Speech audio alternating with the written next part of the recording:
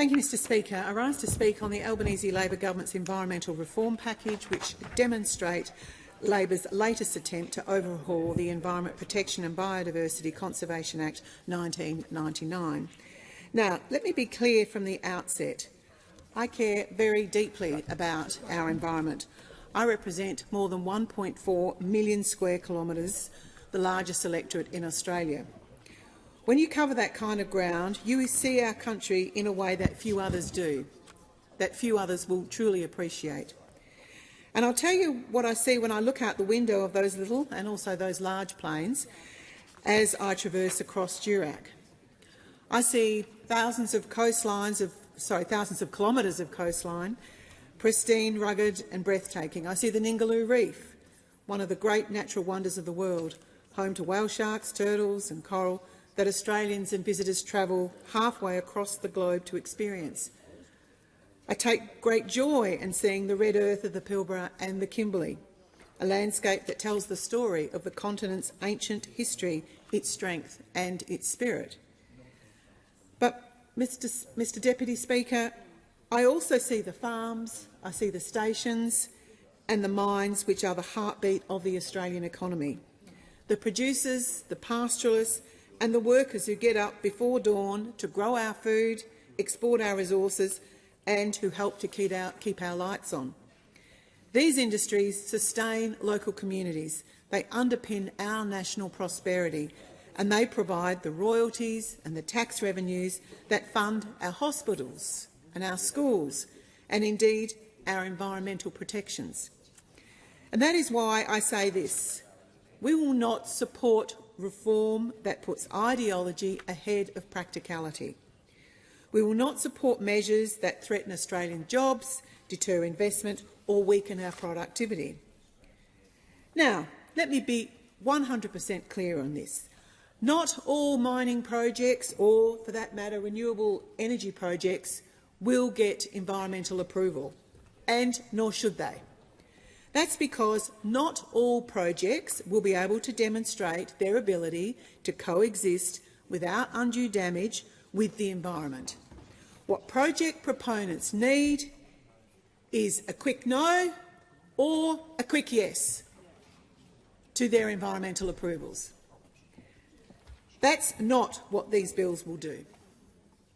Therefore, we will not be supporting this package of bills as they are about centralising control in Canberra, expanding bureaucracy and stifling the very industries that underpin our national prosperity. Now, it's worth reflecting on how we got here. The process began when the then Environment Minister, now Leader of the Opposition, commissioned Professor Graham Samuel to undertake a review of the EPBC Act. Following the review, the Coalition Government introduced legislation to undertake reforms that would have improved the system. But unfortunately, the Labor Party teamed up with their bedfellows, the Greens political party, to block it. Now, a few years later, Labor has returned to Parliament with its own version, one which is more complex, more bureaucratic and more hostile to business than the 26-year-old system it's seeking to replace. But this isn't their first attempt. During the last term, the then Environment Minister, Minister Plibersek, promised time and again that Labor's full EPBC overhaul would be delivered by the end of 2023. But those deadlines came and went. The reform was deferred, delayed, watered down and ultimately shelved. Even Labor's own state premiers had lost faith. Of course, I reference my home state of Western Australia. WA Labor Premier Roger Cook was so concerned with the economic impact of Minister Plibersek's so-called nature-positive laws that he called the Prime Minister to overrule her. He told the Prime Minister directly, apparently, that the reforms would destroy confidence in the resources sector. Well, they are true words.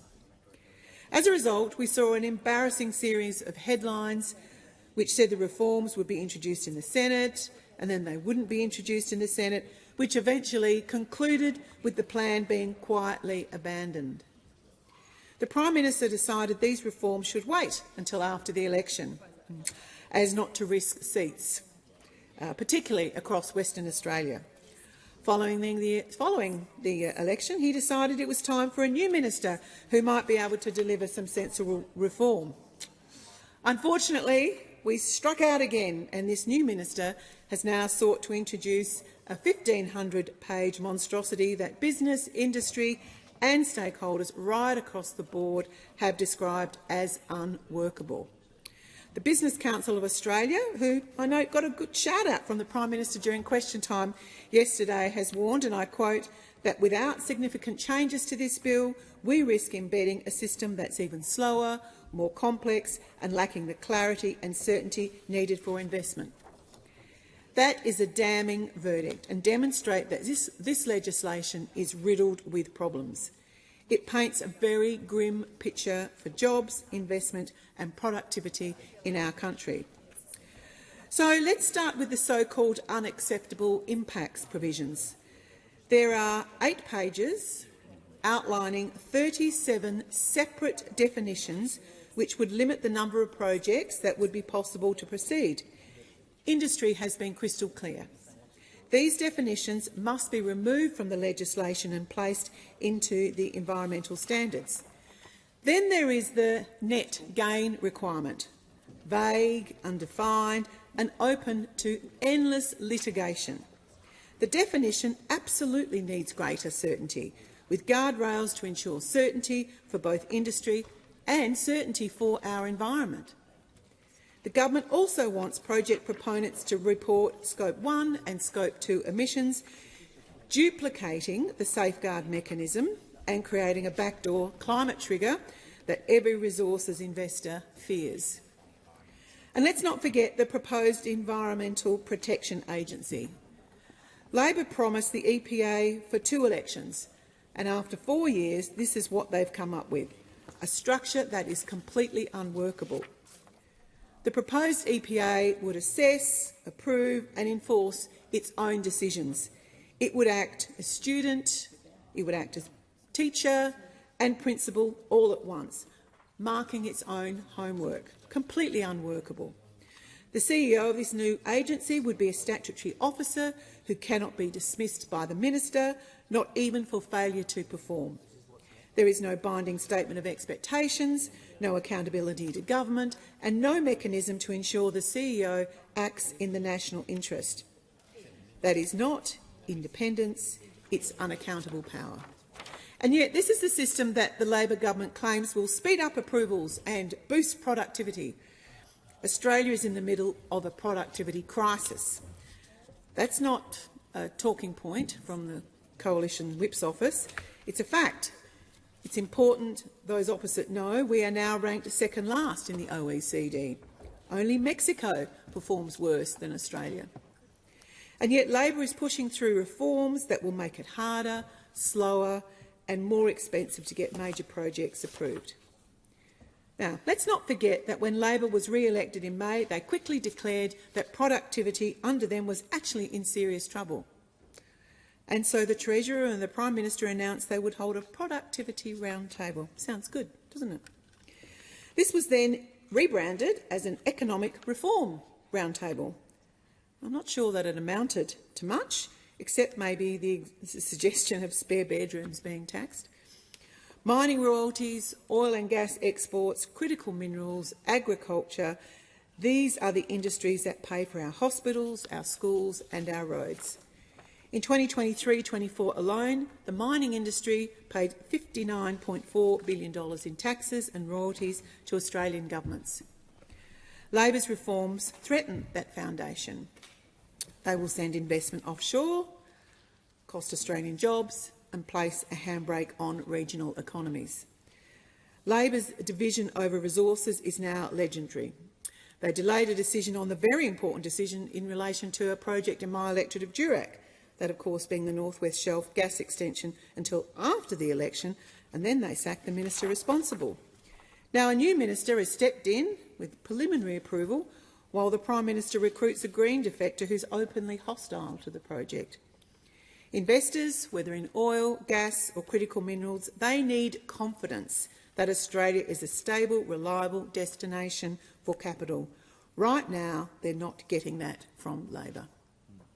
And while Labor ties industry up in knots with red and green tape, its record on actual environmental outcomes, well, that's appalling. Australia's just recorded its 39th extinction, the Christmas Island shrew, declared extinct by the International Union of the Conservation of Nature. This comes after former Environment Minister Plibersek's public commitment that there would be no new extinctions under the Albanese Government. Then there's Labor's multi-million-dollar handout to the far-left Environmental Defender's Office. The Coalition warned from day one that this was a reckless decision, and guess what? We were right.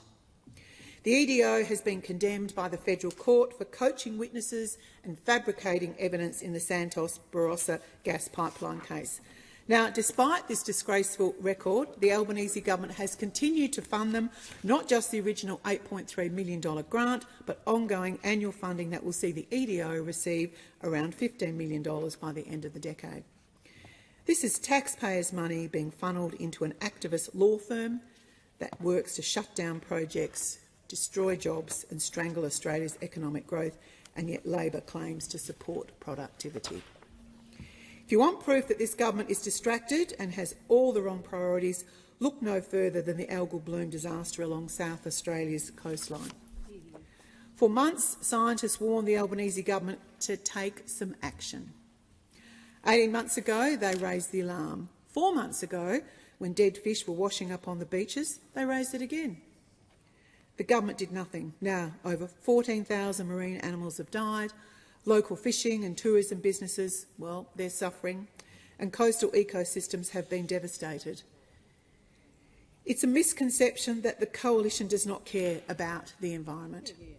As a former Minister for the Environment, I know that we do care, and I often have colleagues discuss multiples of environmental issues with me to ensure that we know what's happening with our environment. When we were in government, we sought to protect the environment while supporting the economy. That's not always easy, protecting the environment and looking after the economy. It takes hard work. Under the Morrison government, investment in renewable energy hit record highs, with renewables making up almost 1/3 of our energy mix. Australia had the world's highest uptake of rooftop solar, with 1 in 4 homes having solar on their roof. Again, this demonstrates that we are not anti-renewables. There are some places where it makes sense and some where it simply does not. It is completely different for an individual to choose to put solar panels on their roof than to force farmers to have transmission lines run across their property. When we were in government, we also led the way on waste and recycling, establishing the $200 million Recycling Modernisation Fund that leveraged $1 billion in industry co-investment. We launched the Remade in Australia trademark to ensure Australians could trust that products were recycled and manufactured here at home. We invested billions to improve the health of the Great Barrier Reef and delivered 2 dedicated threatened species strategies. We were a government that delivered environmental protection and economic growth together. It's possible, but it's hard work. Labor, by contrast, has delivered division, delay and dysfunction.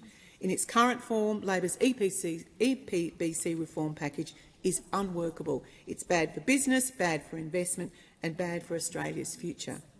It hands more power to bureaucrats and activists while stripping accountability from ministers. It risks green lawfare and constant litigation. It undermines the very industries that fund our prosperity, and these bills represent a real test for the Prime Minister and the Labor government. Will they negotiate with the Coalition to protect jobs, support industry, help enable the future made in Australia that they always talk about? Or will they side with the extreme Greens, the Greens political party, who don't believe in just about any project getting underway and whose policies, if enacted, could only result in a weaker and more dependent Australia? What will it be, Prime Minister? I thank the House.